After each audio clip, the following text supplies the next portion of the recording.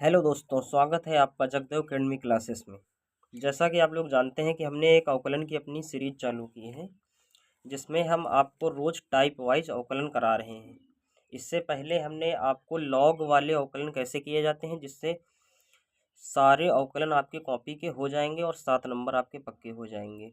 इससे पहले हमने लॉग वाले अवकलन कैसे किए जाते हैं वीडियो डाला है, कृपया आप उसको देखिए, जो समझ में आए बताइए। तो हमारे चैनल का नाम है जगदेव अकेडमी क्लासेस।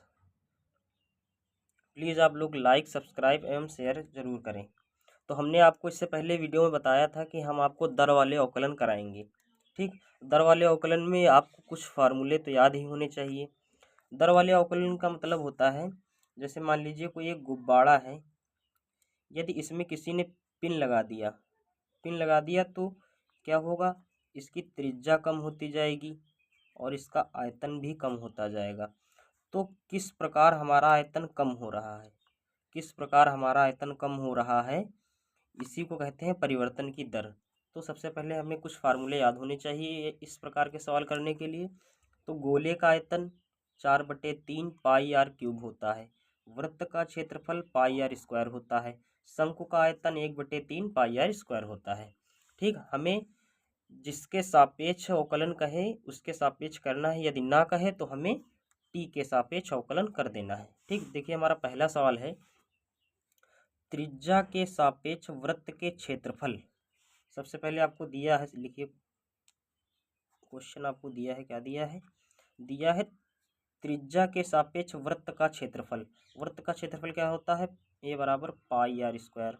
अब इसमें किसके सापेक्ष कहा है, त्रिज्या के सापेक्ष। त्रिज्या के सापेक्ष का मतलब है हमें d/dr करना है। और जब हम पहले अवकलन करते थे तो d/dx x के सापेक्ष करते थे, लेकिन इसमें कह दिया है त्रिज्या के सापेक्ष। यदि कुछ ना कहा होता तो आप t के सापेक्ष अवकलन करते। और क्या दिया है, परिवर्तन की दर ज्ञात कीजिए जबकि त्रिज्या 4 सेंटीमीटर है, यानी r बराबर 4 सेंटीमीटर हमें दिया है। ठीक, हमें d/dr करना है, तो चलिए इसका d/dr करते हैं। तो dA/dr, ठीक, यहाँ पर करिए d/dr पाई आर स्क्वायर। यदि आपको बेसिक नहीं पता तो आप पहले वाले हमारे वीडियो जरूर देखिए, वरना आपको इसमें कुछ नहीं समझ में आएगा कैसे अवकलन कर दिया। तो यहाँ पर ये कांस्टेंट मान है, इसका मान 3.14 होता है, तो ये आगे आ जाएगा। और d/dr आर स्क्वायर, तो ये घात आगे आ जाएगी, इससे एक घात कम हो जाएगा, इंटू ये घात आगे आ गई और इससे एक घात कम होगी तो आर एक तो लिखा नहीं जाता है, तो ये आ गया हमारा 2πr। लेकिन r बराबर हमें 4 सेंटीमीटर दिया है, तो यहाँ पर 4 सेंटीमीटर रख देंगे। तो 2π×4, तो हमारा आ जाएगा 8 पाई वर्ग सेंटीमीटर उत्तर। तो आप यहाँ पर अपने उत्तर पुस्तिका में ऐसे लिख देंगे परीक्षा में, अतः वृत्त का क्षेत्रफल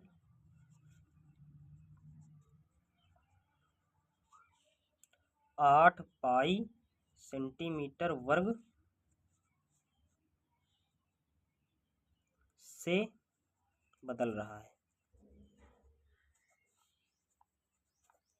ठीक, तो पहला क्वेश्चन तो हमने आपको करा दिया किस प्रकार परिवर्तन की दर वाले क्वेश्चन किए जाते हैं। चलिए अपना एक दूसरा क्वेश्चन देखते हैं, इसमें क्या दिया है।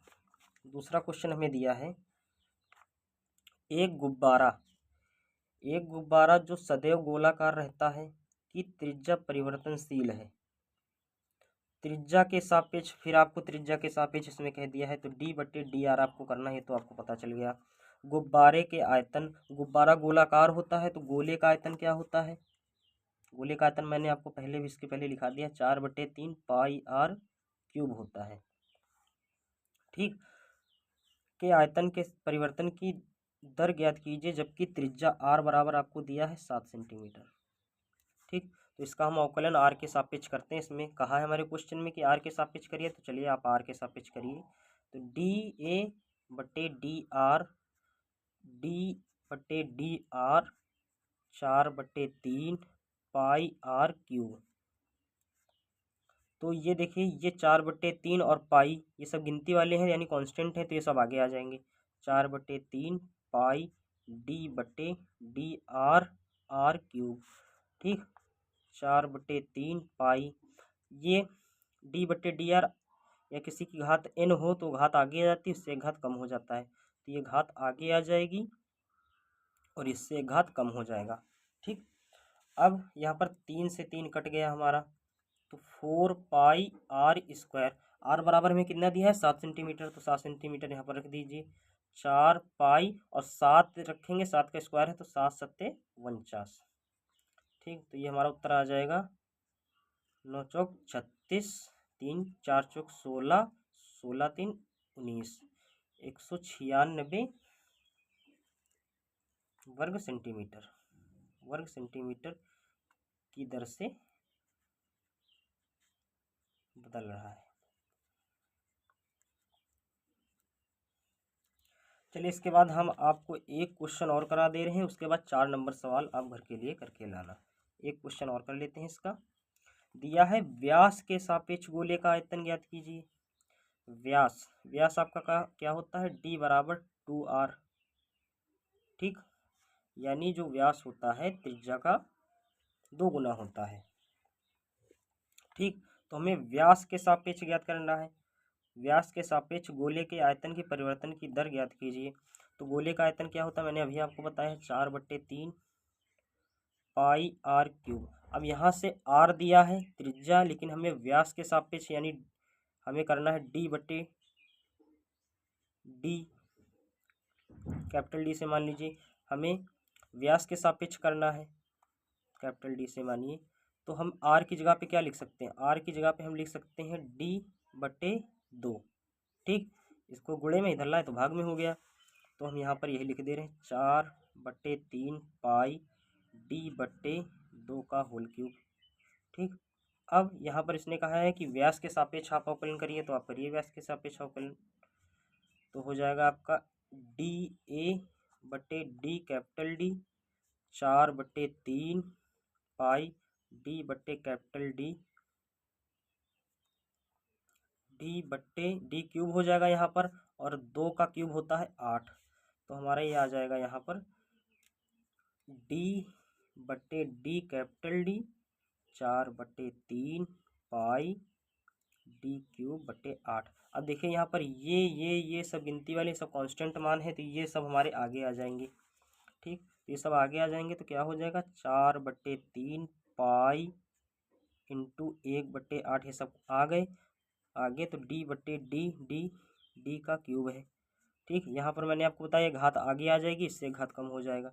4 पाई/3 इंटू 8, एक घात आगे आ गई, इससे घात कम हो गई। ठीक, तो ये 3 से तो 3 ये कट गया आपका, उसके बाद 4 दूनी 8 ये कट गया, तो हमारा फाइनल उत्तर क्या आ जाएगा पाई d²/2। ठीक, तो आप इतने सेंटीमीटर वर्ग की दर से कम हो रहा है।